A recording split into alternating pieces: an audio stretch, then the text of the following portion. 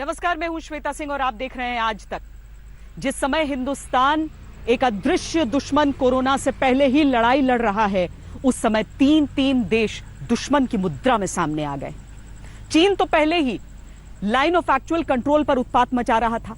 नेपाल ने भी अपना नया नक्शा निकालकर भारत से टक्कर लेने की ठानी है और पाकिस्तान वो लाइन ऑफ कंट्रोल पर लगातार बमबारी कर रहा है, शेलिंग कर रहा है, लेकिन भारत भी सबका माकूल जवाब दे रहा है।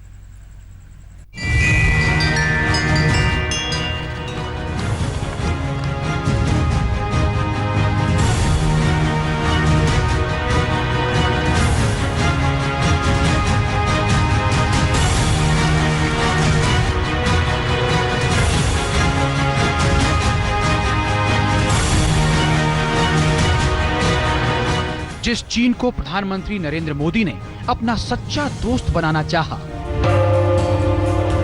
जिस पाकिस्तान से संबंध सुधारने में कोई कसर नहीं छोड़ी, जिस नेपाल के हित को हिंदुस्तान के हित से जोड़ा, ये तीनों आज सीमा के सवाल पर बवाल मचा रहे हैं। बॉर्डर पर गदर की गीदड़ भभकी देते हैं और दोस्ती के सारे उसूलों और वादों को धोखे की भेंट चढ़ा देते हैं, जबकि दुनिया में हिंदुस्तान जैसा देश मिलेगा नहीं, जो ना किसी मजबूत देश से आंख झुकाकर बात करता हो और ना किसी कमजोर को आंख दिखाकर।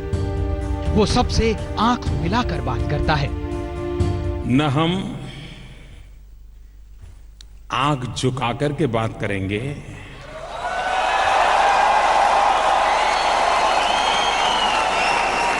और न ही हम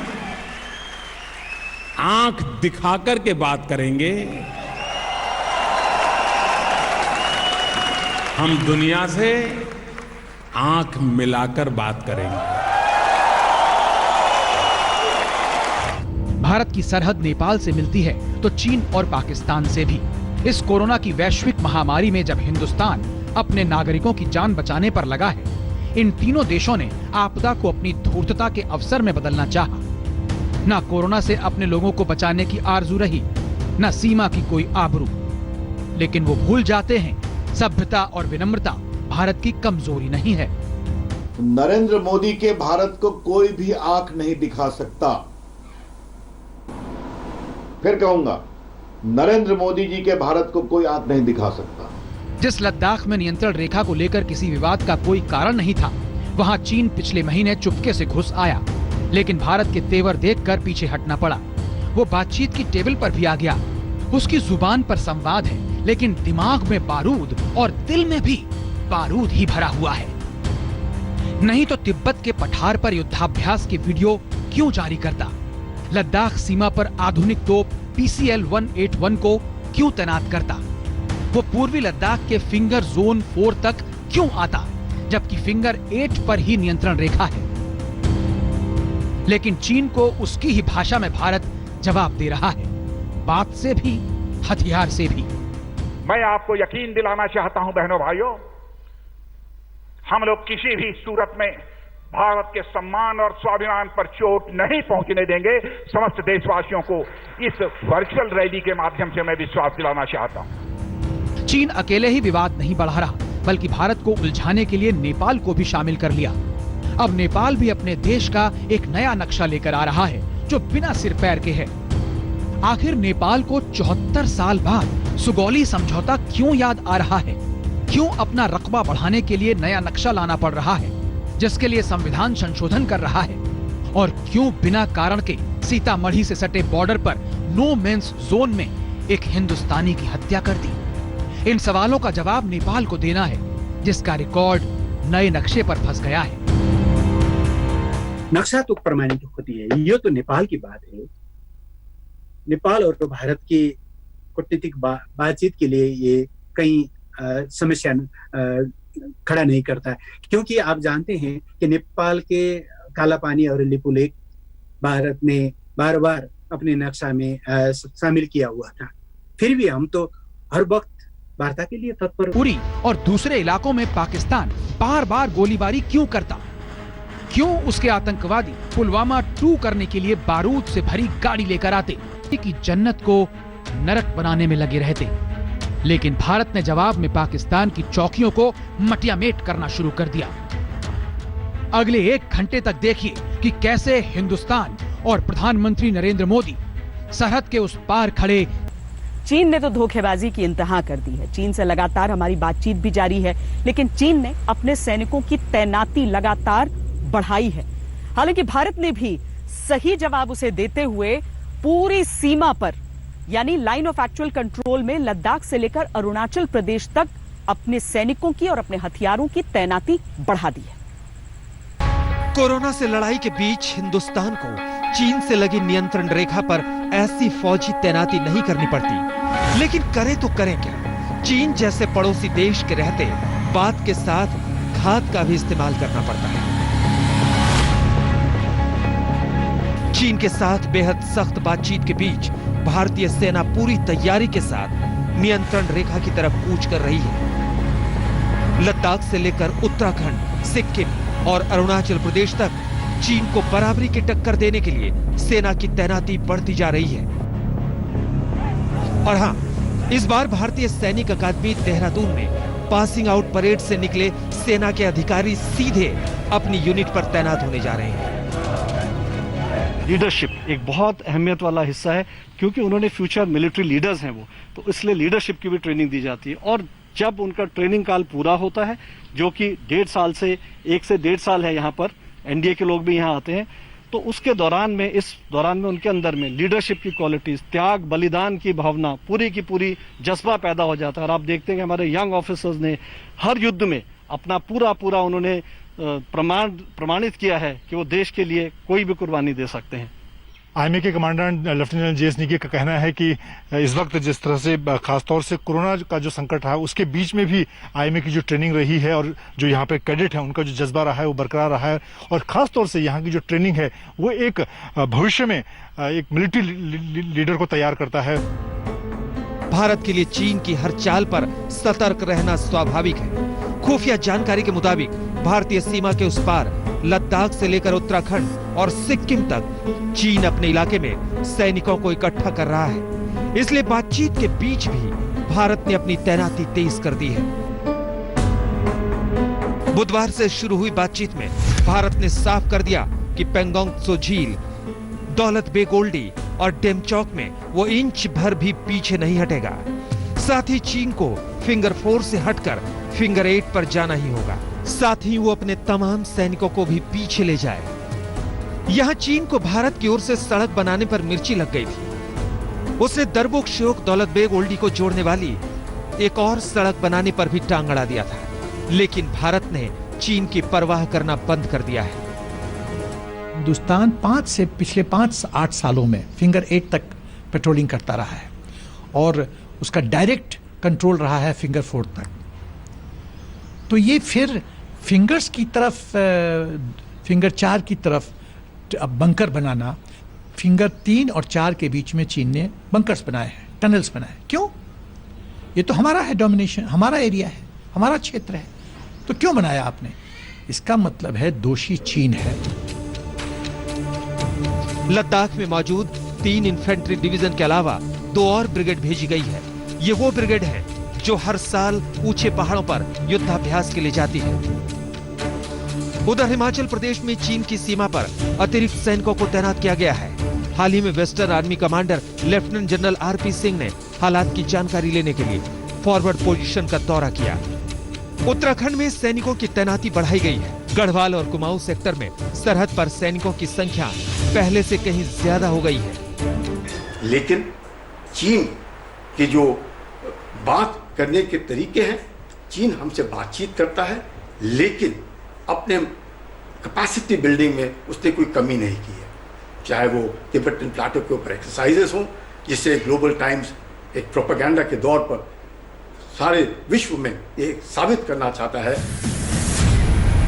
दरअसल चीन की सेना उत्तराखंड के बाराहोती के उस पार लगातार अपने हेलीकॉप्टर भेज रही है। गढ़वाल सेक्टर के आखिरी शहर के उस पार 30 किलोमीटर दूर चीन ने एक बड़ा मिलिट्री बेस बना रखा है। उधर सिक्किम में भी चीन नाथुला में दबाव बनाता दिख रहा है। ऐसे में वहां भी अतिरिक्त ब्रिगेड भेजी जा रही है। लद्दाख से अरुणाचल तक चीन अपने असली रंग में आ गया है।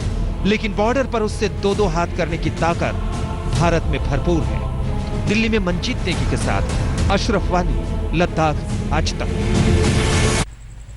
चीन को दिक्कत यह हो रही है कि भारत के साथ बड़े बड़े देश खड़े हैं। अमेरिका जैसा देश खुलकर भारत का साथ दे रहा है। रूस कहने को तो चीन का दोस्त है, लेकिन भारत के खिलाफ जाने को तैयार नहीं। तो नेपाल ऐसे में क्या करे? अधिकतर देश तो उससे नाराज हैं, लेकिन नेपाल का इस्तेमाल वो कर रहा है। वो नेपाल का इस्तेमाल इसीलिए कर रहा है ताकि कुछ ऐसी जगहें जो कि भारतीय सीमा में हमेशा हमेशा से रही हैं, उन पर नेपाल अपना अधिकार जताने की कोशिश कर रहा है। चीन की चालाकी को नेपाल ने अपनी कूटनीति बना लिया और उसकी वो कूटनीति भारत के साथ सीमा विवाद के रूप में खड़ी हो चुकी है। जिस वक्त पूर्वी लद्दाख में चीन की घुसपैठ का भारत जवाब दे रहा था, उसी दौरान नेपाल ने एक नक्शा जारी कर दिया जो भारत के साथ संबंधों पर धोखे का नया वकालतनामा साबित हुआ। 18 मई को जारी नक्शे में नेपाल के लिपुलेख, कालापानी और लिम्पियाधुरा को अपना इलाका दिखाया। भारत ने उसको बिल्कुल भाव नहीं दिया तो नेपाल प्रलाप करने लगा। कालापानीमा भारतीय फौज बसेर त्यहाँभन्दा उता लिपुलेख र लिम्पियाधुरा त्यसलाई भारतले कब्जा गरेको छ। हामीबाट त्यो भूमि सेना राखेर छुट्याएर लगिएको छ। सेना नराखेसम्म त हाम्रो चलनमा छँदै थियो। सेना राखेपछि हामी सेना भएका ठाउँमा पनि जान पाएनौँ, त्योभन्दा उता पनि जान पाएनौँ र यसरी एक ढंगले भन्ने हो भने यो कब्जा हो। कैलाश मानसरोवर यात्रा को आसान बनाने के मकसद से रक्षा मंत्री राजनाथ सिंह ने लिपुलेख तक के सड़क मार्ग का उद्घाटन किया था, जिसके 15 दिनों के अंदर नेपाल ने अपना नया राजनीतिक नक्शा निकाल दिया और गुरुवार को नेपाल कैबिनेट ने भारत की जमीन पर अपने दावे का सबूत जुटाने के लिए 9 लोगों की कमेटी बना दी। विधेयक दर्ज करवाने के बाद सरकार को ज्ञात आती है, पता नहीं वो भूभाग मेरा है या नहीं है, पता नहीं वो भूभाग ठीक है या नहीं है। इस उद्देश्य के साथ कल सरकार ने अचानक एक विज्ञों की समूह बनाई है कि जाओ और नेपाल की सीमा कहाँ क्या है, कैसा नक्शा होना चाहिए, यह बना के लाओ करके विज्ञ समितियों का यह उपहास है। नेपाल ने सीमा पर विवाद बढ़ाने के लिए वही रास्ता अख्तियार कर लिया जो पाकिस्तान अपनाता है। बिहार में सीतामढ़ी से सटे नो मैंस लैंड में जो हिंदुस्तानी जाते थे उन पर गोली चला दी, जिसमें एक आदमी की जान चली गई और 4 लोग घायल। खेत का कौन कान कच लीजिए, वो पर वहाँ गए हैं, जैसे गांव का एक आदमी गए हैं, वहाँ कुछ लड़ाई झगड़ा हो गया है। किससे हुई है झगड़ा? लड़ाई झगड़ा किससे हुआ?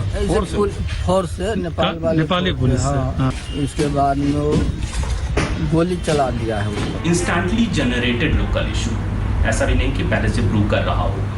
तो उस ऑल्टरकेशन में उस जो मतभेद हुआ उसमें मोबाइल से उन लोगों ने फ़ोन कर दिया और बहुत सारे ग्रामीण उस जानकी नगर से आ गए। यहाँ के ग्रामीणों का कहना है कि नेपाली पीएफ एग्रेसिव हुआ। तो ये दोनों वर्सन है जो अनुसंधान का विषय है। अब आप उस सुगौली संधि के बारे में जान लीजिए, जिसका हवाला देकर नेपाल को अचानक भारतीय भूखंड भी अपना लगने लगा। नेपाल और भारत के बीच करीब 1880 किलोमीटर की सीमा खुली हुई है। दोनों देशों में 98% सीमा पर कोई विवाद नहीं है, लेकिन उत्तराखंड के लिपुलेख, कालापानी और लिम्पियाधुरा में नेपाल तनाव पैदा कर रहा है। माना जा रहा है कि ये इलाका 370 वर्ग किलोमीटर में फैला है। 1816 में ब्रिटिश भारत और नेपाल के बीच सुगौली संधि हुई थी, जिसमें तिरहुत वाला इलाका भारत में आया और बदले में विराटनगर जैसा मैदानी इलाका नेपाल को मिला। साथ ही कालापानी से निकलने वाली महाकाली नदी को भारत और नेपाल के बीच सीमा का आधार बनाया गया। लेकिन नेपाल अब विवाद कर रहा है कि नदी की भारत की तरफ वाली तीसरी धारा तक उसका इलाका है, जबकि उसका इलाका पहली धारा तक ही सिमटा हुआ है। लेकिन नेपाल को न इतिहास की परंपरा दिखती है, न भूगोल की लकीरें। सुगौली संधि के तहत काली नदी के पूर्व के सभी भूभाग नेपाल के हैं और 1960s तक हमने उस जगह वहाँ के बस्तियों से, वहाँ के गांवों से लैंड रेवेन्यू कलेक्शन करते थे।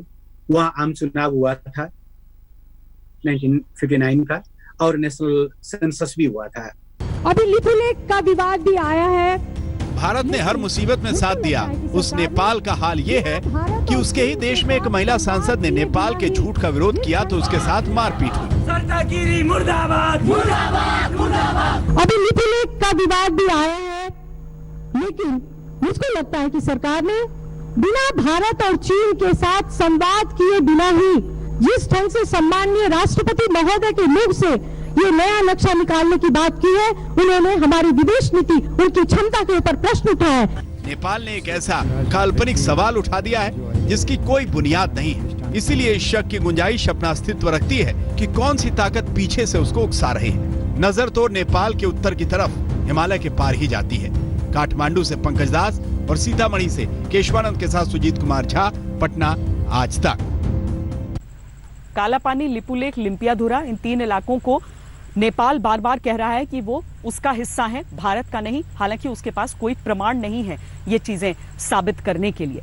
इस सब के बीच एक बात तो स्पष्ट तौर पर नजर आ रही है कि नेपाल से हमारे रिश्ते पारंपरिक तौर पर बहुत मीठे रहे हैं। प्रधानमंत्री नरेंद्र मोदी ने खुद भी कहा है कि ये कूटनीतिक रिश्ते नहीं है, बल्कि नेपाल से हमारा खून का रिश्ता है। इस सब के बीच अगर केपी शर्मा ओली इस तरह की चीजें कर रहे हैं तो साफ तौर पर नजर आ रहा है कि वो चीन के इशारे पर नाच रहे हैं।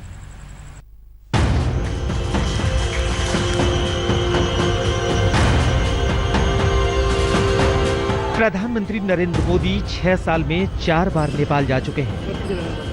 2014 में देश की बागडोर संभालने के साथ ही नेपाल गए थे। दोनों देशों के बीच भगवान शिव के अलग अलग स्वरूप को लेकर एक डोर में बांधने की कोशिश की। सोमनाथ से भूमि से चल करके राष्ट्रीय राजनीति का फलक काशी विश्वनाथ की छत्र छाया में मैंने प्रारंभ किया, काशी से किया, और आज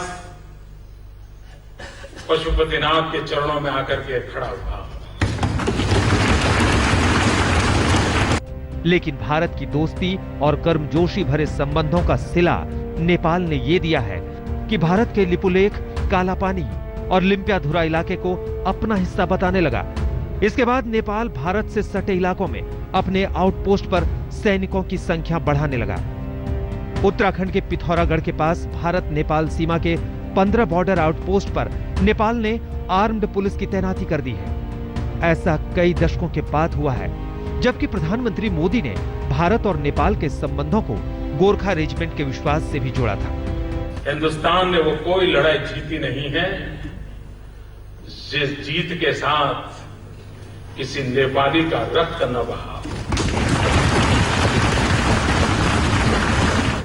अब सवाल है कि अचानक नेपाल का नया नक्शा और उसके लिए संविधान संशोधन तक जाने के पीछे कूटनीतिक और सामरिक चाल क्या है। कालापानी में भारतीय फौज और आईटीबीपी 1947 से तैनात है, लेकिन नेपाल अब क्यों एतराज कर रहा है? जब नेपाल के पास जमीन का दस्तावेज नहीं है तो नक्शा निकालने की ऐसी हड़बड़ी क्यों आई? बगैर दस्तावेज और सबूत के नेपाल ने चीन के उकसाने पर यह हरकत की है। और एक बड़ा सवाल कि प्रधानमंत्री ओली कोरोना संकट में लोगों के बढ़ते गुस्से से ध्यान भटकाने के लिए देशभक्ति का बुलबुला पैदा करना चाहते हैं। नेपाल में कोरोना से लड़ने में सरकार की भारी नाकामी के खिलाफ ये लोग सड़क पर उतरे हैं।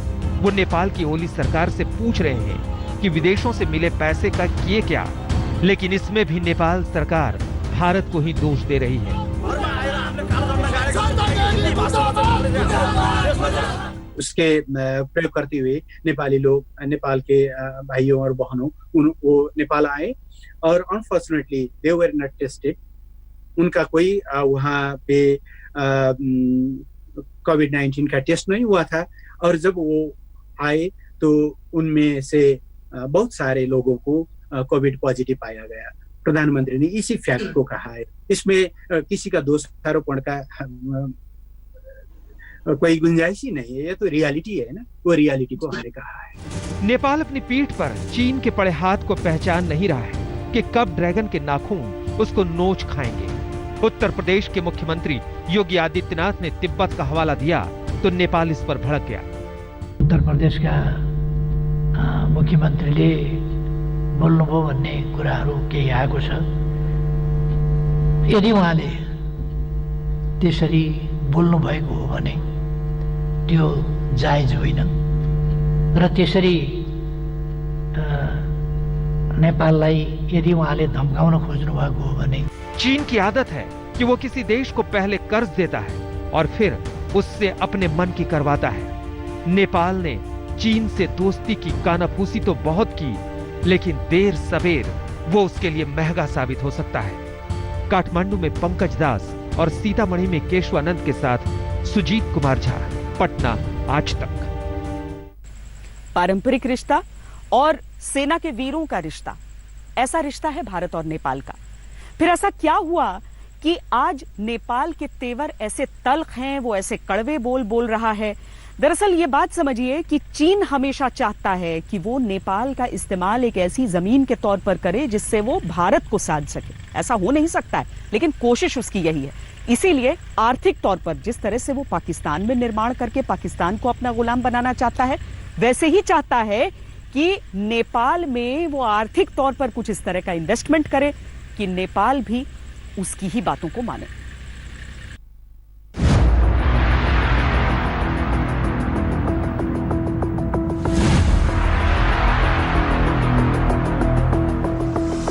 भारत के साथ नेपाल का ऐतिहासिक नाता रहा है, लेकिन पिछले कुछ वर्षों में नेपाल में चीन का प्रभाव बढ़ा है। चीन नेपाल के साथ रिश्ते को अब कुछ ज्यादा ही अहमियत दे रहा है। यही वजह है कि राष्ट्रपति शी जिनपिंग जब पिछले साल भारत दौरे पर आए थे, तो भारत के बाद वो सीधे नेपाल गए। ये बीते 23 साल में नेपाल में किसी चीनी राष्ट्रपति का पहला दौरा था। नेपाल दौरे में जिनपिंग ने 20 समझौते और 50 करोड़ डॉलर की आर्थिक मदद देने का भी ऐलान किया था। दरअसल नेपाल के मौजूदा प्रधानमंत्री केपी ओली चीन के काफी करीब माने जाते हैं। चीन में कम्युनिस्ट पार्टी का शासन है और नेपाल में ओली की कम्युनिस्ट पार्टी ऑफ नेपाल सत्ता में। नेपाल और भारत के एक बहुत अच्छे दोस्त थे जो राजा थे नेपाल के, उनको एक जो रॉयल फैमिली मैसेकर में वो मारे गए। उसके बाद नेपाल के अंदर माओवाद इंसर्जेंसी जो चाइना से स्पॉन्सर्ड थी 2006 तक चली, और उसके बाद जब टॉक्स हुई तो कम्युनिस्ट पार्टी ऑफ नेपाल जो इस माओवादी इंसर्जेंसी से ही बाहर आई थी, वो आज की डेट में पावर पे है। वैसे ओली की भारत से दूरी और चीन से करीबी कोई नई नहीं है। ये रिश्ता तब और मजबूत हुआ जब सितंबर 2015 में भारत के खिलाफ सख्त रुख अख्तियार करने वाले ओली की वजह से नेपाल की अघोषित नाकाबंदी हुई थी। ये नाकाबंदी भारत ने नहीं की थी। दरअसल नेपाल में तराई के नेताओं और कार्यकर्ताओं की कई मांगों को नेपाल के नए संविधान में शामिल नहीं किया गया था। इससे नाराज नेताओं ने भारत नेपाल सीमा को बंद कर दिया था। इसकी वजह से नेपाल में करीब 6 महीने तक पेट्रोल और गैस समेत कई बेहद अहम चीजों की किल्लत हो गई थी। लेकिन ओली सरकार ने भारत से बात करने की बजाय चीन से मदद लेना सही समझा। नेपाल ने चीन के साथ नई ट्रेड ट्रांजिट डील कर ली। इसके बाद 2017 में नेपाल की 2 कम्युनिस्ट पार्टियों ने मिलकर चुनाव लड़ा और नेपाली कांग्रेस को पराजित कर दिया। तब केपी शर्मा ओली और पूर्व प्रधानमंत्री कमल दहल प्रचंड ने हाथ मिलाया था। 2018 में दोनों ने अपनी अपनी पार्टी का विलय कर लिया। बताया जाता है कि इसके पीछे चीन का ही हाथ था। ऐसा कहा जाता है कि यहीं से नेपाल की राजनीति में नई दिल्ली के बजाय बीजिंग का प्रभाव बढ़ना शुरू हुआ। नेपाल लगातार ये कोशिश करता रहा कि वो भारत और चीन के साथ संतुलन बनाकर रखे, लेकिन प्रचंड और ओली जैसे नेताओं ने चीन से नजदीकी और भारत से दूरी को अपना सियासी हथियार बना लिया। 2008 में वामपंथी नेता प्रचंड जब पहली बार नेपाल के प्रधानमंत्री बने, तब पहले से चली आ रही परंपरा को तोड़ते हुए दिल्ली के बजाय उन्होंने पहला दौरा चीन का किया। उनके इस कदम से भारत चौंक गया। हालांकि बाद में उनका रुख भारत के पक्ष में भी हुआ, लेकिन नेपाल में ऐसे नेताओं की बदौलत भारत विरोधी भावना बढ़ती चली गई। दूसरी तरफ चीन आर्थिक मदद देकर छोटे छोटे देशों को अपने पक्ष में करने के खेल को नेपाल में भी आगे बढ़ाता रहा। चीन के लिए नेपाल की अहमियत कई मायनों में है। चीन भारत पर दबाव बढ़ाने के लिए नेपाल में अपनी पैठ बढ़ा रहा है। नेपाल और भारत के ताजा विवाद को चीन और नेपाल के इसी कनेक्शन से जोड़कर देखा जा रहा है। नेपाल और भारत की जो दोस्ती है उसको करार रखना है और किसी भी हद से, किसी भी उस एंगल से चाइना को ये दोस्ती को तोड़ने देने को की सारी कोशिश को हमने फेल कराना है। वहीं नेपाल की सीमा तिब्बत से मिलती है और नेपाल में 13,000 से ज्यादा तिब्बती शरणार्थी हैं। चीन के विरोध में ये अक्सर उठ खड़े होते हैं, जिनके दमन का रास्ता चीन तैयार करना चाहता है। आज तक ब्यूरो। और पाकिस्तान से तो तकरार हमारी हमेशा चलती ही रहती है। जहां तक लाइन ऑफ कंट्रोल का सवाल है, वहां पर पाकिस्तान हमेशा ये कोशिश करता है किसी तरीके से इतनी गोलाबारी करे कि अपने आतंकियों को घुसपैठ करा पाए भारत में। भारत पहले तो उन आतंकियों को खत्म करते रहा, लेकिन उसके बाद बीती रात भारत ने जवाब ऐसा दिया कि 10 पाकिस्तानी पोस्ट को पीओके में तबाह कर दिया। 10 चौकियों को तबाह कर दिया। भारतीय सेना के सब्र का बांध तब टूटा जब नायक गुरचरण सिंह सीज फायर उल्लंघन में शहीद हो गए। पाकिस्तान ने नौशेरा सेक्टर में एक खास मकसद से हिमाकत की थी। दरअसल जम्मू कश्मीर में आतंकियों के सफाए की सेना ने जो सेंचुरी लगाई, उससे पाकिस्तान इससे पाकिस्तान में काफी ज्यादा घबराहट है। वो काफी से बुखला गया है और चाहता है कि वैली के अंदर जल्दी से जल्दी घुसपैठियों को दाखिल करे, ताकि वैली के अंदर माहौल जो है सही ना हो सके। इसको निगाह में रखते हुए उसने जबरदस्त ऑफेंसिव स्टार्ट किया है through cease fire violations on a daily basis. Pakistan की इन हरकतों का भारत मुंहतोड़ जवाब दे रहा है। इसके बावजूद पाकिस्तान सुधरा नहीं है। वो लगातार सीमा पार से फायरिंग कर रहा है और गोले दाग रहा है। शुक्रवार को उसने जम्मू कश्मीर के पुंछ और बारामूला में सीज फायर का उल्लंघन किया और मोर्टार दागे। वहीं पाकिस्तानी सेना ने एलओसी से सटे जम्मू कश्मीर के पुंछ जिले के कस्बा और किरनी सेक्टर में गोलाबारी की। भारतीय सेना ने बयान जारी कर बताया कि शुक्रवार सुबह जम्मू कश्मीर के बारामूला जिले के रामपुर सेक्टर में पाकिस्तान ने गोलाबारी की है। पाकिस्तानी सेना ने बिना उकसावे के सीज फायर का उल्लंघन किया है। पाकिस्तान की इस हरकत का मुंहतोड़ जवाब दिया जा रहा है। बारामूला के हाजी पीर सेक्टर में पाकिस्तान के गोले रिहायशी इलाकों में गिर रहे हैं। वहीं उरी सेक्टर में भी पाकिस्तान भारत के कई गांवों को निशाना बनाने की हरकत कर रहा है। पाकिस्तानी गोलाबारी में एक भारतीय नागरिक की मौत हो गई, जबकि एक महिला घायल है। सूत्रों के मुताबिक भारतीय सेना की जवाबी कार्रवाई में पाकिस्तानी सेना को काफी नुकसान हुआ है। आज फिर दोपहर को 1 बजे उसने केरन सेक्टर में और उरी सेक्टर में भारी गोलाबारी की। उसकी जवाबी कार्रवाई में हिंदुस्तान ने टारगेटेड हमले किए उसके टेररिस्ट लॉन्च पैड्स के ऊपर, गन पोजीशन के ऊपर और एमुनिशन डिपोज के ऊपर, और बहुत बड़ा पाकिस्तान को नुकसान पहुंचाया है। गर्मियों के दौरान और बरसात से पहले अक्सर पाकिस्तान कश्मीर घाटी में ज्यादा से ज्यादा आतंकियों की घुसपैठ कराना चाहता है। इस बार भी सीज फायर उल्लंघन के पीछे उसका यही मकसद है। वो चीन से भारत की तनातनी के बीच एलओसी पर भारत को मुश्किल में डाले रखना चाहता है।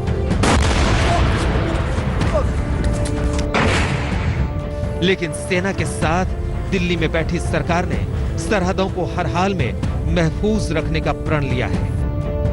हमारे समय में भी उरी हुआ, पुलवामा हुआ, मगर ये नरेंद्र मोदी सरकार थी, भारतीय जनता पार्टी की सरकार थी। कुछ ही दिनों में सर्जिकल स्ट्राइक और एयर स्ट्राइक कर घस में घुसकर दंडित करने का काम भारतीय जनता पार्टी की नरेंद्र मोदी सरकार ने किया। भारतीय सेना ने भी ठान लिया है कि वो पाकिस्तान को सबक सिखा कर रहेगी। इससे पहले भी पाकिस्तान में बने आतंकी कैंप को सेना तबाह कर चुकी है। वहीं कई लॉन्च पैड भी नेस्तनाबूद किए जा चुके हैं। दिल्ली में कमलजीत संधू के साथ शुजाउल हक और अशरफ वानी, श्रीनगर, आज तक। नेपाल का जिक्र करते हुए हम ये कहते हैं कि नेपाल से रिश्ते हमारे अच्छे हैं, लेकिन आज क्या हो रहा है। चीन का जिक्र करते हुए हम कहते हैं कि कभी कभी एलएसी पर चीन इस तरह की हरकतें करता है, लेकिन पाकिस्तान तो हमेशा ऐसा ही करता है। जिस तरह से उसके आतंकी गतिविधियों का भारत ने हर बार मुंहतोड़ जवाब दिया है, धीरे धीरे पाकिस्तान लाइन पर आने की शुरुआत तो करता है, लेकिन फिर उसकी कोई न कोई हरकत उल्टी पड़ जाती है। उरी के बाद हुआ सर्जिकल स्ट्राइक, पुलवामा के बाद बालाकोट में एयर स्ट्राइक्स। पाकिस्तान समझ तो रहा है, खौफ में है, लेकिन सुधर अभी नहीं रहा है। 7वें पाताल में होंगे, उनको भी मैं छोड़ने वाला नहीं। चेतावनी पर चेतावनी और स्ट्राइक पर स्ट्राइक। 2014 से लेकर अब तक पाकिस्तान के खिलाफ मोदी सरकार की नीति हर हमले का करारा जवाब देने की रही है। हमला चाहे पाकिस्तानी सेना का हो या पाकिस्तान में प्रशिक्षित और समर्थित आतंकियों का, मोदी सरकार की नीति के मुताबिक सेना ने बदले की कार्रवाई में कोई भेदभाव नहीं किया। 18 सितंबर 2016 को पाकिस्तान से आए आतंकियों ने जम्मू कश्मीर के उरी सेक्टर में भारतीय सेना के कैंप पर हमला किया था। इसमें 18 जवान शहीद हो गए थे। इससे देश भर में गुस्से की लहर दौड़ पड़ी थी। भारत ने कड़ा रुख अख्तियार किया और दुनिया में किसी देश की परवाह किए बिना पाकिस्तान में घुसकर हमला किया।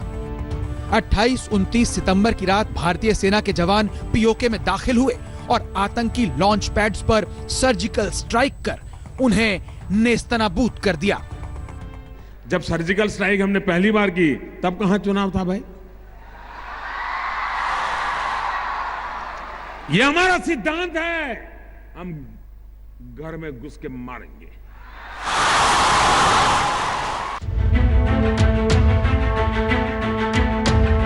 सर्जिकल स्ट्राइक के बाद पाकिस्तान हिल गया। पाकिस्तानी फौज की फजीहत होने लगी, लेकिन पाकिस्तान नहीं सुधरा। वो भारत के खिलाफ आतंकी साजिश को आगे बढ़ाता रहा। 14 फरवरी को पाकिस्तान की रची साजिश का ही नतीजा था कि सीआरपीएफ के 40 जवान आत्मघाती हमले में शहीद हो गए। इस हमले के 12 दिन बाद यानी 26 फरवरी को भारतीय सेना ने वो कर दिखाया जो इससे पहले 1971 में हुआ था। 1971 के बाद पहली बार भारतीय वायुसेना के लड़ाकू विमान पाकिस्तान में दाखिल हुए। इन विमानों ने बालाकोट में आतंकी कैंप पर तनादन बम बरसाए। इस हमले में बड़ी संख्या में आतंकी मौत के घाट उतरे। पाकिस्तान अब खौफ खाने लगा था, लेकिन उसकी फितरत उसे बार बार छुपकर वार करने के लिए उकसाती रही।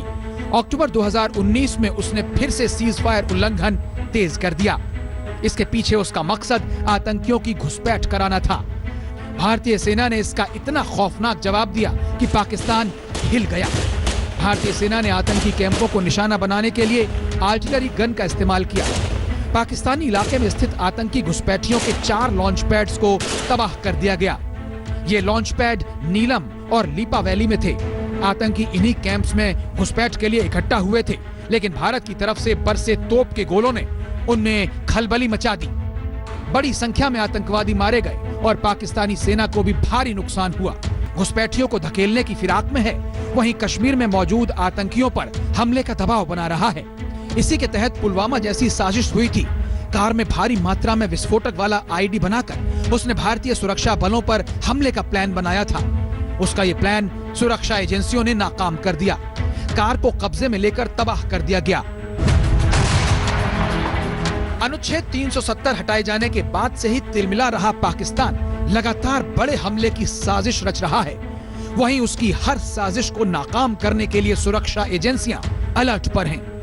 मंजीत नेगी के साथ अशरफ वानी, श्रीनगर, आज तक। और पाकिस्तान और चीन की साठगांठ के तो क्या कहने। जिस तरीके से चीन इकोनॉमिक कॉरिडोर बना रहा है, जिसका बड़ा हिस्सा पाक अधिकृत कश्मीर में नजर आता है, उसे देखकर समझ में आता है कि पाकिस्तान वही करेगा जो चीन उसे कहेगा। वैसे भी चीन जब जब गड़बड़ियां फैलाता है तब तब पाकिस्तान कोशिश करता है कि भारत दबाव में होगा, वो कुछ न कुछ ऐसी हरकत कर दे सीमा पर। लेकिन भारत 3 दुश्मनों को एक साथ हैंडल करने की काबिलियत रखता है। एलओसी पर लगातार फायरिंग कर रहा है। इससे पहले अंतर्राष्ट्रीय मंच पर चीन ने कश्मीर का मुद्दा उठाने में पाकिस्तान का खुलकर साथ दिया। हालांकि फ्रांस, अमेरिका, ब्रिटेन और रूस ने चीन की इस चाल को नाकाम कर दिया। ये वही चीन है जिसने एक तो आतंकवाद के अलावा चीन, पाकिस्तान, कश्मीर में भारत को घेरने के मकसद से भी साथ मिलकर काम कर रहे हैं। भारत ने जब से ऐलान किया कि वो पीओके और अक्साई चीन को हासिल करके रहेगा, तब से चीन और पाकिस्तान दोनों की बेचैनी बढ़ गई है। दरअसल ये क्षेत्र चीन पाकिस्तान इकोनॉमिक कॉरिडोर के लिए बेहद अहम है। इसके अलावा चीन और पाकिस्तान अफगानिस्तान में भारत का प्रभाव कम करना चाहते हैं। जब जब भारत पाकिस्तान के बीच जंग हुई, तब तब चीन नियंत्रण रेखा पर हावी होने की कोशिश करता रहा। करगिल जंग के दौरान ही उसने पेंगोंग झील तक अपनी सड़क बनाई थी, जिसके दम पर वो अब फिंगर 4 तक आ पहुंचा है। एलओसी और एलएसी पर एक बार फिर चीन पाकिस्तान की हरकत जानकर सीज़फायर वायलेशन जो है पाकिस्तान की तरफ से बहुत बढ़ गई हैं। पाकिस्तान जो है एडवांटेज ले रहा है, जहां इंडिया ऑक्युपाइड है लाइन ऑफ एक्चुअल कंट्रोल में चाइना के साथ, तो ये एक मौका मिलता है पाकिस्तान को कि सीज़फायर वायलेशन बढ़ाने का, और सीज़फायर वायलेशन बढ़ा के फायरिंग के दौरान इन्फिल्ट्रेशन, टेररिस्ट को इन्फिल्ट्रेट करने का। पाकिस्तान के साथ मिलकर भारत के खिलाफ मोर्चा खोलने वाले चीन का असली मकसद पीओके से होकर गुजरने वाले चीन पाकिस्तान आर्थिक कॉरिडोर को पूरी तरह सुरक्षित करना है। चीन की कोशिश रही है कि भारत उसके one belt one road project का हिस्सा बने, लेकिन भारत पीओके को अखंड कश्मीर का हिस्सा मानता है और इस वजह से चीन के इस प्रोजेक्ट के खिलाफ है। ये बात चीन को नागवार गुजरी है, लेकिन भारत चीन पाकिस्तान दोनों की हरकतों का जवाब देने की ताकत रखता है। आज तक ब्यूरो। हमारी इस खास पेशकश में इतना ही। देश और दुनिया की बाकी खबरों के लिए आप देखते रहिए आज तक।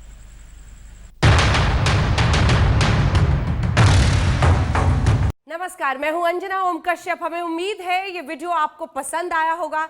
लेटेस्ट खबरों के लिए यूं ही देखते रहिए आज तक, और इस वीडियो के पसंद आने पर लाइक, शेयर एंड सब्सक्राइब करना ना भूलें।